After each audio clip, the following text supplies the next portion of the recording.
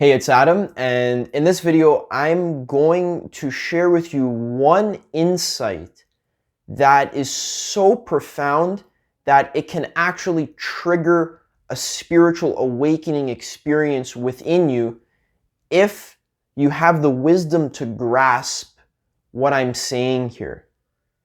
Now, this one insight is powerful enough to completely transform the trajectory of your entire life. Now, I'm not going to hide it from you. The one insight is that you are not your thoughts. So what you think is not being thought by you. The thoughts just happen. They just appear out of nowhere. And you are the one that is watching the thoughts. You're the one that's aware of the thoughts, the pure awareness. Now, if you've listened to any type of meditation advice before, or you've listened to any type of spirituality advice before, you've probably heard this advice before and you're like, yeah, Adam, this is very simple. This is very straightforward. I understand. But I would like to submit to you that actually you don't understand. And you could probably serve to hear this advice one more time because it is absolutely so profound and you are not your thoughts. This advice has some serious practical ramifications for the overall quality of your entire life. In my personal opinion, you have not actually lived life at all until this insight actually makes traction in your mind, until you actually grasp that you are not your thoughts. Now, in order to drive this point home, I'm going to start with a personal story about my own spiritual awakening process. So, when I was 15 or 16 years old, I was very interested in playing tons of video games, watching tons of porn, and smoking tons of weed. And that was basically my entire life. I was in grade 9 or 10, and all I did was hang out with my friends and smoke weed, watch a bunch of porn, and play hundreds and thousands of hours of video games. And that's what I had been doing for basically my entire life. Now, I realized that this life is not very satisfying. I didn't feel good in my body. I didn't feel good psychologically. I was always tired. I was always lazy. I was always anxious. And me personally, I just intuited that this isn't what life is about and that I have a higher potential as a human being and there's more to life for me to experience. So me being a very intelligent kid, I used the internet to my advantage, believe it or not. So what I did was I actually made a quick Google search and I started looking at self-help videos. Right? So I stumbled upon an amazing website called actualize.org. If you haven't seen or checked out actualize.org, I personally believe it is some of the highest quality information about self-help, personal development, and spirituality. So basically all of life. Some of the highest quality information on the entire internet. And it's a serious gold mine of wisdom that is completely for free. Right? And that's one of the amazing things of being born in the information age and having the luxury and the opportunity to be able to search out and find information on the internet for free, right? So what I did was I really dove deep into this self-help content because it promised me a better life, better than just jacking off to porn and smoking weed and playing video games, which made me feel like shit.